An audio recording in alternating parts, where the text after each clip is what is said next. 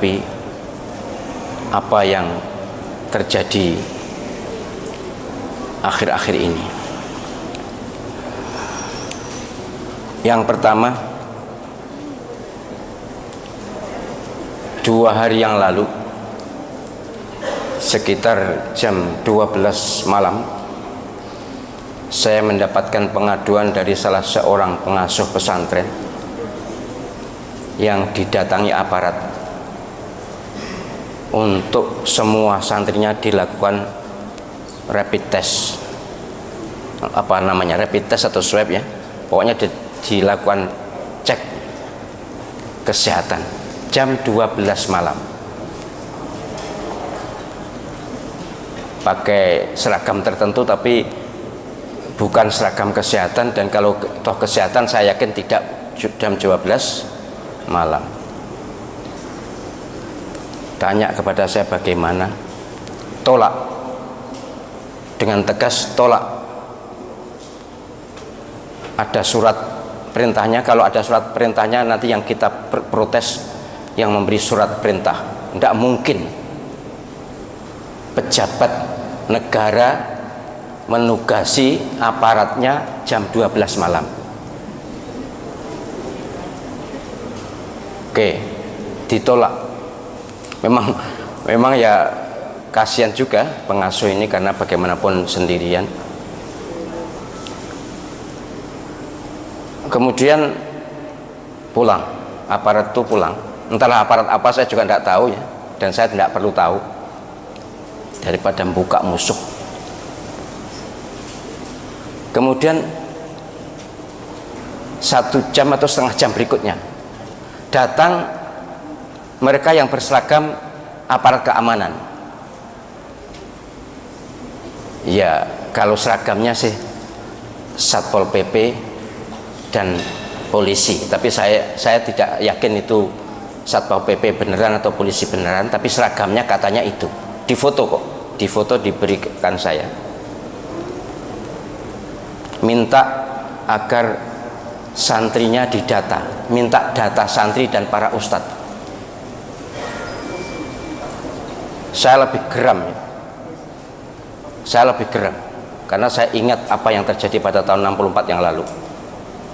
Ingat betul betapa ayah saya digerebek jam 10 malam. Sudah pernah saya ceritakan di sini.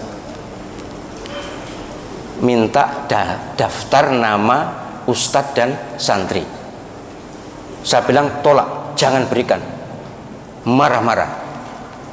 Sudah, kalau marah-marah biar marah, biar pokoknya jangan sampai diberikan.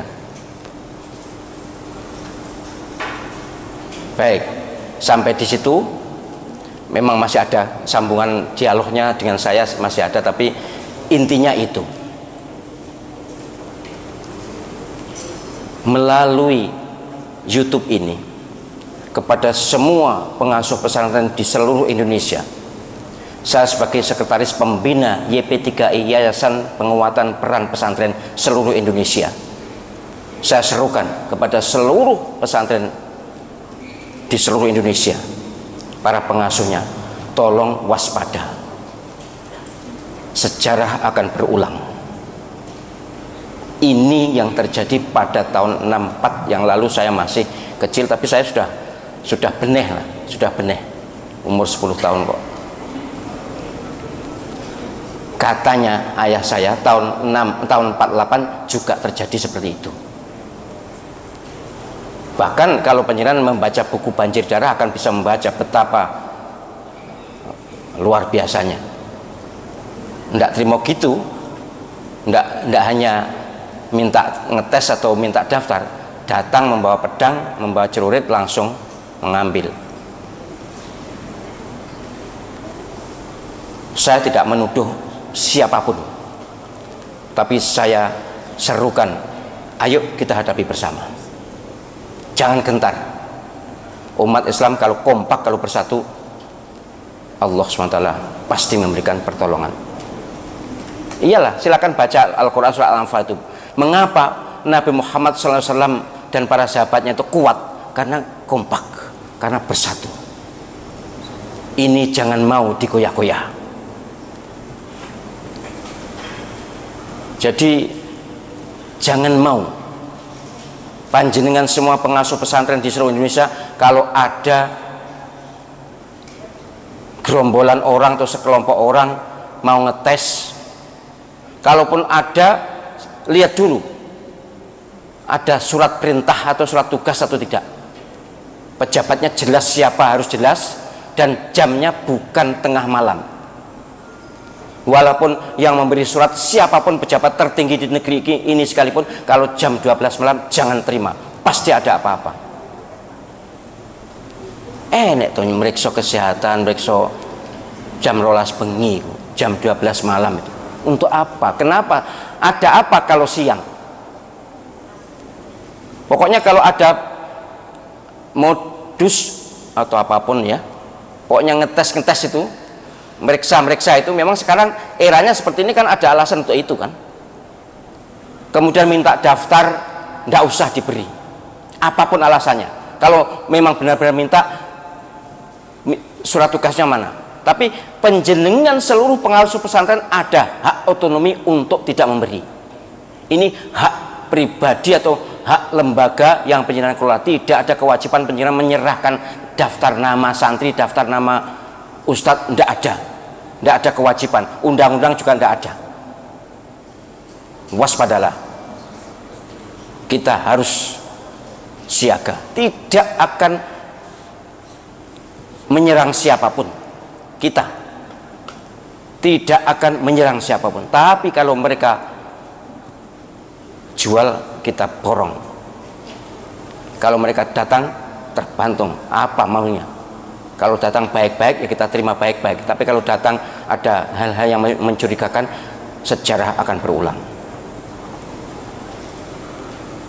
Jadi seruan saya sebagai sekretaris Dewan Pembina Yayasan Penguatan Peran Pesantren Seluruh Indonesia, jangan pernah ada pengasuh pesantren yang terpengaruh dengan bujuk rayu kelompok orang yang tidak jelas, atau kalaupun jelas tapi tujuannya mencurigakan. Sekarang ini kita harus lebih berhati-hati. Ini terjadi, benar terjadi, bukan khayalan, benar terjadi. Saya ada fotonya. Nggak boleh malam-malam mendatangi pesantren untuk melakukan, ini bunyinya swab gratis katanya. Swab gratis. Swab itu mahal kok, gratis teko bengi-bengi loh. Masuk penyenal lu terus percaya, wah mumpung gratis, masuk ngono tuh. Jangan. Walaupun gratis tapi enggak. Kita enggak ada perlunya untuk swab. Enggak ada perlunya untuk tes apapun. Penjenengan yang penting menjaga kesehatan, hidup sehat dan bersih, protokol kesehatan dipatuhi, zikir istiqomah, sudah. Wong ndak ono apa-apa kok tiba-tiba seperti itu.